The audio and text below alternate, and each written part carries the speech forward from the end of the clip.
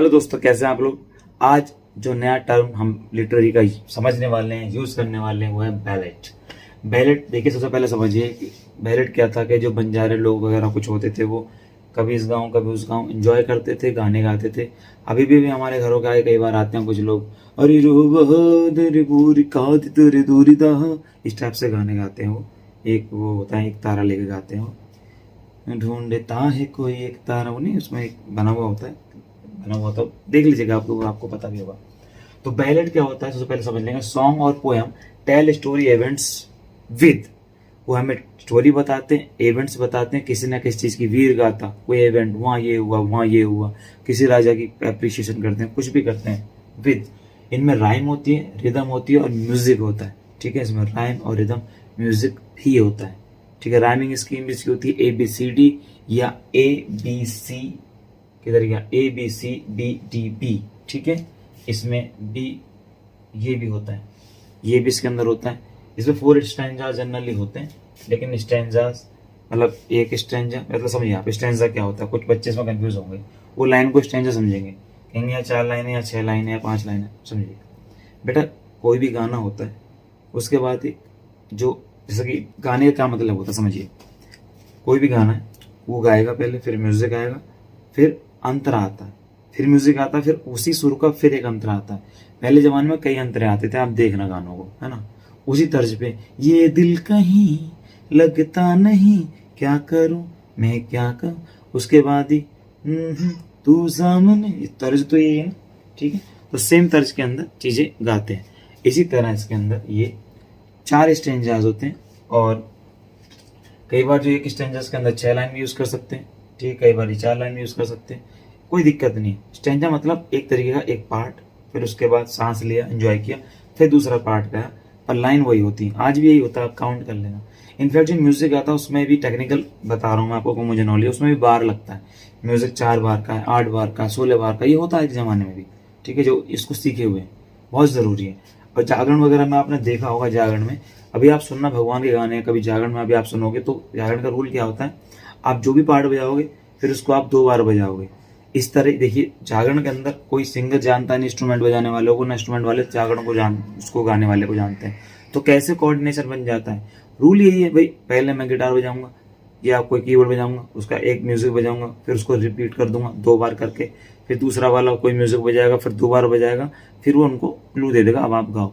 तो सिंगर को पता होता है। कई बार ये भटक भटका भी जाते हैं, तो वो इट्स ओके, लाइव होता है, लेकिन रूल ये होता है कि पहले 2 बार का म्यूजिक होगा, फिर 2 बार का म्यूजिक होगा, फिर वो आराम से गाएंगे। कई बार बड़ा लंबा लंबा भी गा देते हैं, बट लास्ट में फिर सेटिंग हो जाती है।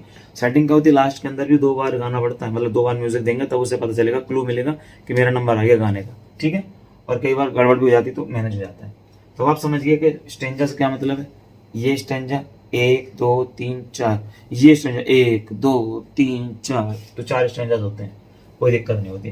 राइमिंग स्कीम होती है ABCD या ABCBDB। ठीक है, तो आप देखेंगे इसके अंदर ABCD, ये बी घुस गया फालतू में, है ना, एक्स्ट्रा बना दिया। तो राइमिंग स्कीम हो गई है। मीटर इसके अंदर नहीं लगता, जैसे कि होता ना पेंटामीटर, तो इसमें कोई मीटर नहीं होता, इसके अंदर कोई रूल नहीं होता। मैंने बता रखा, फिर भी बता रहा हूँ, तो आयम्बिक पेंटामीटर। पेंटामीटर के अंदर बेटा क्या होते हैं, 5 फुट होते हैं भाई लोग, 5 फुट, और 1 फुट के अंदर 2 सिलेबल होते हैं। ठीक है, और आयम्बिक का मतलब यही होता है कि जब एक स्ट्रेस, एक होता है, मतलब एक होता है अनस्ट्रेस लेवल, और एक होता है स्ट्रेस लेवल, सिलेबल। ठीक है, जिसको बोलते हैं हम हिंदी में क्या बोलेंगे इसको, सिलेबल को, अभी मुझे याद नहीं आ रहा, मैं भी बताऊंगा। तो उसमें क्या होता है, उसको स्लो बोलते हैं, उसको तेज बोलते हैं। वीडियो देख लेना, मैंने बना रखी है। तो जो स्लो वाला है अनस्ट्रेस, अनस्ट्रेस को फॉलो करता है स्ट्रेस वाला। ठीक है, तो वो पेंटामीटर, ऐसे फुट होते हैं, मतलब ऐसे 1 2 3 4 5, तो ऐसे हर फुट के अंदर 2 सिलेबल होते हैं, मतलब 2 वर्ड होते हैं। तो पेंटामीटर के अंदर टोटल वर्ड कितने हो गए, 10। ठीक है, तो इसके अंदर मीटर नहीं हो, कह रहे मीटर नहीं यूज कर रहे, पर हम आयम्बिक यूज करते हैं। आयम्बिक का मतलब हम जो भी यूज करेंगे उसके अंदर 2 सिलेबल लगाएंगे, 2 वर्ड लगाएंगे, जो एक स्लो होगा, एक ऊपर जाएगा, एक स्लो होगा, एक ऊपर जाएगा, लेकिन मीटर नहीं होगा। हम ये नहीं कहेंगे कि हम पेंटामीटर मतलब पेंटा मतलब 5 ही यूज करेंगे, 4 यूज करेंगे, 3 यूज करेंगे, हम कितने भी वर्ड मार देंगे, लेकिन हाँ, लाइन के अंदर वर्ड क्या होगा, एक के बाद। तो आप समझ गए ना कि इन्होंने बोला कि हम आयम्बिक में रखेंगे, मतलब जो पहला जो अनस्ट्रेस होगा, फिर स्ट्रेस होगा, एग्जाम्पल दूंगा, अगर किसी ने वीडियो नहीं देखी हुई वाली पेंटामीटर वाली, जैसे कि तुम हो मेरे ही सनम, मतलब पहले स्लो फिर तेज, स्लो फिर तेज। इससे क्या होता है, एक इम्पैक्ट आता है, सुनने वाले को मजा आता है। जैसे हमारे यहाँ घरों में भी कुछ गाने वाले आते हैं तो थोड़ा लाउड गाते हैं, जागरण में भी लाउड चलता है। सुबह के 4 बजे जब नींद आ रही होती है तो वहाँ स्लो गाते हैं, शुरू में डांस वांस का माहौल होता है। तो हर जगह ऐसा नहीं, हमारे यहाँ भी है पूरा, बट हमने कभी इसको ना उस तरीके से नहीं देखा कि ऐसा होता है रूल। और ये इंस्ट्रूमेंट सब लेके घूम रहे होते हैं, जैसे हमारे एक तारा होता है, अरे बहुर ही तेरे सर पे दाने दर दर दर, इस टाइप से वो गाते रहते हैं। फिर खाना वाना मांगते थे इस पार्ट, तो आप इस चीज़ से कनेक्ट कर पाओगे कि अभी वो हम कहते हैं ना राजस्थान के लोग आ गए, तो वो अभी भी चलता है। तो ये वही चीज़ है, उस वक्त वो जाते होंगे। राइमिंग स्ट्रिंग बता दी। एम्बिक पेंटामीटर में, ये पेंटामीटर में नहीं होता, एम्बिक में होता है। और ये ओल्डेस्ट फॉर्म है, जब कभी जमाने में होती होगी ये बैलेट जो है पोएट्री की, तो उससे पहले, क्योंकि आपको भी पता है कि कहीं ना कहीं से तो शुरू हुई है ना चीज़ें। तो बस ज़्यादा बड़ी बात ना करके छोटी बात करते हैं, उसको ही खत्म कर देते हैं। बैलेट आपको समझ में आ गया होगा, तो अगर अच्छा लगा होगा लाइक करें, सब्सक्राइब करें, शेयर करें।